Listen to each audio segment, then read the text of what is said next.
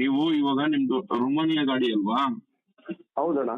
ಇವಾಗ ನಿಮ್ ಗಾಡಿಗೆ ಅಲ್ಲೇನ್ ಶೋರೂಮ್ ಅಲ್ಲಿ actually first of all showroom ಅಲ್ಲಿ GPS ಪ್ಯಾನಿಕ್ ಬಟನ್ ಹಾಕೋದಕ್ಕೆ ಪರ್ಮಿಷನ್ ಇಲ್ಲ. ಅವ್ರನ್ನ ಕೇಳಿ ಸರ್ ನೀವು. ನಿಮ್ ವಾಯ್ಸ್ ಕೇಳ್ಬಿಟ್ಟೆ ನಾನು ಇವಾಗ ಫೋನ್ ಮಾಡಿದ್ದು. ಅವ್ರಿಗೆ ನನ್ನ ಹತ್ರ ಇದೆ ಕಾಪಿ, ಅದು ನಮ್ ಲಾಯರ್ RTA ತೆಗ್ದಿದ್ದಾರೆ.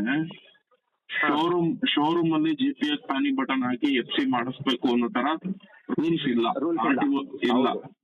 ಆ ಕಾಪಿ ನನ್ನ ಹತ್ರ ಇದೆ. ಒಂದು ಎರಡನೇದು, ಇವಾಗ ನಿಮ್ಗೆ ಅವ್ರೇನು GST ಬಿಲ್ ಕೊಟ್ಟಿದ್ದಾರೆ ಶೋರೂಮ್ ಹೆಸರಲ್ಲಿ, ಆ ಬಿಲ್ ಬೇಡ. ಇವಾಗ ನೀವು ಈಗ ಯಾವ ಸಂಸ್ಥೆಯಲ್ಲಿ GPS ಪ್ಯಾನಿಕ್ ಬಟನ್ ಹಾಕಿದ್ದಾರೆ ಆ ಸಂಸ್ಥೆದೇ GPS ಹಾಕ್ಸಿರೋದು GST ಬಿಲ್ ಬೇಕು ಅಂತ ಕೇಳಿ. ಇವ್ರ ಶೋರೂಮ್ದಾದ್ರೆ ಹೆಂಗ್ ಬೇಕಂಗ್ ಬರ್ಕೊಡ್ತಾರೆ ಅನ್ನಂದ್ರು. ಒಂದು ತಿಂಗಳಿಂದ ಗಲಾಟೆ ಮಾಡ್ತಾ ಇದೀನಿ, ಅವ್ರು ಯಾವ್ದಕ್ಕೂ ತಲೆ ಕೆಡ್ಸ್ಕೊಂತ ಇಲ್ಲ. ನಿಮ್ದು ಕುತ್ಕೊಂಡು ಊಟ ಮಾಡ್ಬೇಕಾದ್ರೆ ಹಂಗೆ ನೋಡಿದೆ, ಹ್ಯಾಂಡ್ಸ್ ಫ್ರೀ ಹಾಕೊಂಡು ಊಟ ಮಾಡ್ಕೊಂಡು ಕೇಳಿಸ್ಕೊಂಡೆ. ಶೋರೂಮ್ ಅಲ್ಲಿ ಹೇಳ್ತೀನಿ ಕೇಳಿ, ಅಲ್ಲಿ ಸೇಲ್ಸ್ ಮ್ಯಾನೇಜರ್ ಅಂತ ಬರ್ತಾರೆ ಶೋರೂಮ್ಗಳಲ್ಲಿ. ಆ ಸೇಲ್ಸ್ ಮ್ಯಾನೇಜರ್ನ ನೀವು ಕೇಳ್ಬೇಕು, ಇನ್ ಯಾರನ್ನ ಕೇಳಿದ್ರು ವೇಸ್ಟ್. ಅವ್ರು ನಿತಿನ್ ಅಂತ ಮೈಸೂರು ರೋಡ್ ಅಲ್ಲಿ ಇರೋನು ನಿತಿನ್ ಅಂತ. ಅವನು ಗೊತ್ತಿಲ್ಲ, ಹೇಳ್ತೀನಿ ಕೇಳಿ. ಯಾವ್ದೇ ಶೋರೂಮ್ ಅಲ್ಲಿ ಗಾಡಿನ ಸೇಲ್ಸ್ ಮಾಡೋದೇ ಸಂಪೂರ್ಣ ಇನ್ಚಾರ್ಜ್ ಸೇಲ್ಸ್ ಮ್ಯಾನೇಜರ್ದೇ ಬರುತ್ತೆ.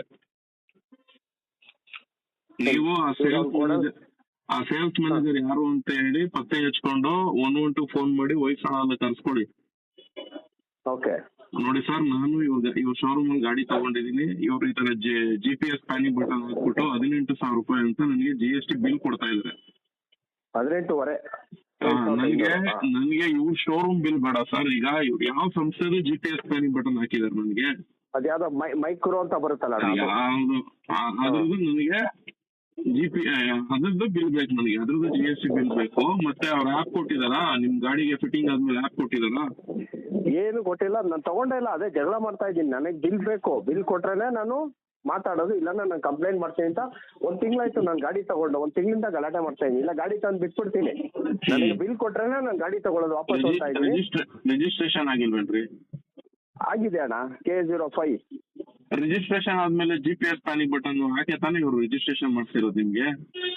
ಅವಾಗ್ಲೇ ನಾನು ಪ್ಯಾನಿಕ್ ಬಟನ್ ಫುಲ್ ಡೀಟೇಲ್ ಕೊಡಿ, ಎಲ್ಲ ಬಿಲ್ ಕೊಡಿ ಇದ್ದಾಗ ಇದನ್ನ ಕೊಟ್ಟ 18,000. ನಾನು ಶಾಕ್ ಆಯ್ತು. 18,000 ಏಕೆ ಈಗ ಬರಲ್ಲ ಸರ್? ಎಲ್ಲರೂ ಹೇಳ್ತಾರೆ 8,000 7,000. ನೆನ್ನೆ ನೀವು ಬಂದಿದ್ರೆ ಚೆನ್ನಾಗಿರೋದು. ನಾಳೆ ಇರೋದು ಬಿಡಿ, ಸೋಮವಾರ ಆ ಬಿಲ್ ಇಟ್ಕೊಂಡು ಇದಕ್ಕೋಗಿ ಅಲ್ಲಿ RTO ಜಾಯಿಂಟ್ ಕಮಿಷನರ್ ಬರ್ತಾರೆ, ಮಲ್ಲಿಕಾರ್ಜುನ್ ಅಂತ ಹೇಳಿ. ಶಾಂತಿನಗರ RTO ಕಚೇರಿ ಜಾಯಿಂಟ್ ಕಮಿಷನರ್ ಬರ್ತಾರೆ, ಮಲ್ಲಿಕಾರ್ಜುನ್ ಅಂತ ಹೇಳಿ. ನೋಡಿ ಸರ್, ಈ ತರ ನಾವು ಶೋರೂಮ್ ಗಳಲ್ಲಿ ಹೋಗಿ ಹೊಸ ಗಾಡಿ ತಗೊಳಕ್ ಹೋದ್ರೆ GPS ಪ್ಯಾನಿಕ್ ಬಟನ್ ಹಾಕ್ಬಿಟ್ಟು ಆ ಸಂಸ್ಥೆದು GST ಬಿಲ್ ಕೊಡೋ ತರ ನಮ್ಗೆ ಬಿಲ್ ಕೊಡ್ರಿ ಅಂದ್ರೆ, ಈ ಶೋರೂಮ್ ನವರು ನೋಡಿ 18,500 ರೂಪಾಯಿ ಹಾಕಿದ್ದಾರೆ. ಹೈಕೋರ್ಟ್ ಹೇಳಿರೋ ರೇಟ್ ಎಲ್ಲಿದೆ? ಇವರು ಹೈಕೋರ್ಟ್ ಹೇಳಿರೋ ರೇಟ್ ಬಿಟ್ಟು ಈ GPS ಪ್ಯಾನಿಕ್ ಬಟನ್ ಅವರು ಜಾಸ್ತಿ ದುಡ್ಡು ತಗೊಂತಿದ್ದಾರೆ, ಅದು ನಮಗೂ ಗೊತ್ತು. ಅಟ್ಲೀಸ್ಟ್ ಅವ್ರು ಏನ್ ತಗೊಂತಿದಾರಲ್ಲ ಅದ್ರದಾದ್ರೆ ನಮ್ಗೆ GST ಬಿಲ್ ಬೇಕು ಅಂತ ಕೇಳಿದ್ರೆ, ಇವ್ನು ಯಾವ ಶೋರೂಮ್ದು GST ಬಿಲ್ ಕೊಡ್ತಾವ್ ನಮ್ಗೆ? ಹೋಗಿ ಟೊಯೋಟಾ ಶೋರೂಮ್ ಹೆಸರಲ್ಲಿ ಇದೆಯಾ ಇದು? IAS 140 GPS ಅವ್ನ ಶೋರೂಮ್ ಹೆಸರಲ್ಲಿ ಇದೆಯಾ ಇದು? ಇಲ್ಲ. ಇವ್ನು ಯಾವ್ದೋ ಇವ್ ಕೊಟ್ಟಿರೋ 12 ಸಂಸ್ಥೆಲಿ ಯಾವ್ದೋ ಒಂದು ಟೆಂಡರ್ ತಗೊಂಡಿರೋ ಸಂಸ್ಥೆ ಜೊತೆ ಇವ್ನು ಶಾಮೀಲ್ ಆಗಿದ್ದಾನೆ. ನನ್ಗೆ ಅದ್ ಯಾವ ಸಂಸ್ಥೆಗೆ ಇವ್ನು ಶಾಮೀಲ್ ಆಗಿದಾನೋ ಅದು ನನಗೆ ಬೇಡ. ಆ ಸಂಸ್ಥೆಗೆ ಏನ್ ಹಾಕಿದಾನೆ ಇವನು GPS ಪ್ಯಾನಿಕ್ ಬಟನ್, ನನ್ಗೆ ಅದ್ರ ಬಿಲ್ ಬೇಕು. ಅದನ್ನ ಕೊಡದೆ ಇವನು ಫ್ರಾಡ್ ಮಾಡ್ತಿದ್ದಾನೆ ಅಂತ ಕೂಡ ನೀವು ಕಂಪ್ಲೇಂಟ್ ಬರೆದು ಕೊಡ್ಬೋದು. 112 ಕರ್ಸಿ ನೀವು ಪೊಲೀಸವ್ರ ಕರ್ಸು ಕೂಡ ಇದನ್ನ ಮಾತಾಡ್ಬೋದು. ಬೇಕಾದ್ರೆ ನೀವು ಮಾತಾಡಕ್ ಬಂದಿಲ್ಲ ಅಂದ್ರೆ ನನಗೆ ಫೋನ್ ಮಾಡ್ಕೊಡಿ, ನಾನು ಪೊಲೀಸವ್ರ ಹತ್ರ ಮಾತಾಡ್ತೀನಿ. ನಮ್ ರೂಮಿಯಾಗಿ ಎಷ್ಟಾಗತ್ತಣ್ಣ ಇದು? ಹಂಗಲ್ಲ, ಇದು ನೀವೆಲ್ಲ ದೊಡ್ಡ ತರ ಮಾತಾಡ್ಬಿಡ್ರಿ. ಎಷ್ಟಾಗುತ್ತೆ ಅಂತ ಅಲ್ಲ ಸರ್ ಅದು ಕತೆ.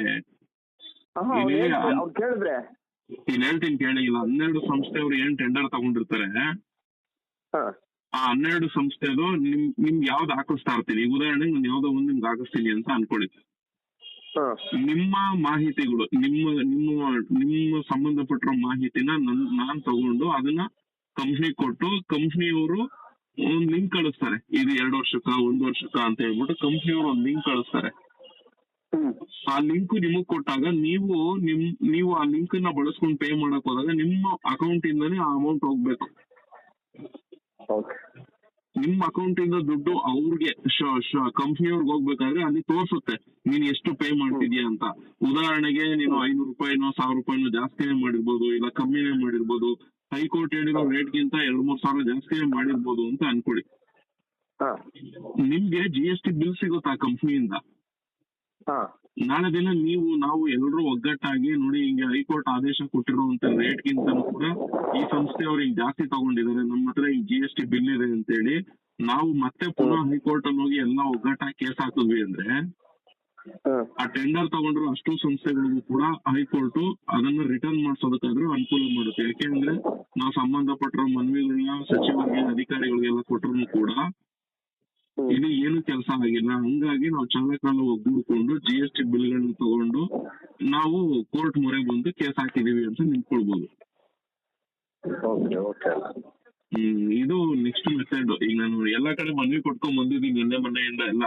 ಇಲ್ಲ ಇದು ನಿಮ್ದು ಇನ್ಸ್ಟಾಗ್ರಾಮ್ ಸೇವ್ ಮಾಡ್ಕೊಂಡು ಹೋಗ್ತೀನಿ ಶೋರೂಮ್ಗೆ, ಕೇಳಿಸ್ತೀನಿ ನಿಧಾನಕ್ಕೆ ಕುಂಡಿಸ್ಕೊಂಡು. ಅದೊಂದೇ ಒಂದು ಪಾಯಿಂಟ್, ಹೈಕೋರ್ಟ್ ಹೇಳಿದೆ ಯಾವುದೇ ಕಾರಣಕ್ಕೂ ಶೋರೂಮ್ ಅವ್ರು ಮಾಡಂಗಿಲ್ಲ ಅಂತ, ಅದಕ್ಕೆ ಆನ್ಸರ್ ಕೊಡುತ್ತಾ ಕುತ್ಕೋತೀನಿ ನಾನು. ಇಷ್ಟೇ ಹೇಳಿ ನೀವು ಅದನ್ನ ಈಗ ನೀವು ಶೋರೂಮ್ ಇಂದ ಫಿಟ್ ಮಾಡಿಸ್ಕೊಡ್ತಿದ್ದೀರಲ್ಲಪ್ಪ FC ಮಾಡೋದಕ್ಕೆ, ನಿಮ್ಗೇನಾದ್ರೂ ಆದೇಶ ಕೊಟ್ಟಿದ್ಯಾ? ಸಾರಿಗೆ ಇಲಾಖೆ ಆದೇಶ ಕೊಟ್ಟಿದ್ಯಾ ನೀವು ಹೊಸ ಗಾಡಿಗೆ GPS ಪ್ಯಾನಿಕ್ ಬಟನ್ ಹಾಕಿ FC ಮಾಡಿಸ್ಬೇಕು ಅನ್ನೋದಕ್ಕೆ ಆದೇಶ ಕೊಟ್ಟಿದ್ಯಾ ಅಂತ ಕೇಳಿ. ಇಲ್ಲ ನಿಮ್ದು ಚೆನ್ನಾಗಿದೆ, ಲೆಟರ್ ಎಲ್ಲ ತೋರಿಸಿದಿರಲ್ಲ, ಇದನ್ನ ಮುಂದೆ ಇಟ್ಕೊಂಡು ಅವ್ನ ವಿಡಿಯೋ ತೋರ್ಸ್ಕೊಂಡು ಮುಂದೆ ಇಟ್ಕೊಂಡು ಕೇಳಿಸ್ತೀನಿ ಅವ್ನಿಗೆ. ಹೇಳ್ತೀನಿ ಕೇಳಿ, ನಮ್ Facebook ಅಲ್ಲಿ ಹೋಗ್ಬಿಟ್ಟು ಹ್ಯಾಶ್ ಟ್ಯಾಗ್ ಬಳಸ್ಬಿಟ್ಟು GPS ಪ್ಯಾನಿಕ್ ಬಟನ್ ಅಂತ ಹೊಡಿರಿ, ದಂಡಿಯಾಗಿ ವಿಡಿಯೋ ಸಿಗುತ್ತೆ ನಿಮ್ಗೆ. ಅದನ್ನೆಲ್ಲ ತೋರಿಸಿದೀವಿ ನೋಡಿ.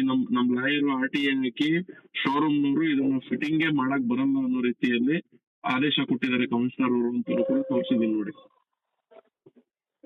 ಇಷ್ಟೊಂದು ಮಾಹಿತಿ ಕೊಟ್ಟಿದ್ದು ತುಂಬಾ ಥ್ಯಾಂಕ್ಸ್ ಅಣ್ಣ. ನಾನು ನಿಮ್ದು ಫಾಲೋ ಮಾಡ್ತಾ ಇರ್ತೀನಿ. ನಾನು ನೀವು Facebook ಅಲ್ಲಿ ಫಾಲೋ ಮಾಡೋದು ಯೂಸ್ ಇಲ್ಲ, ಸಂಘಟನೆ ಒಳಗಡೆ ಇರ್ಬೇಕು. Okay thank you. ಆಯ್ತು.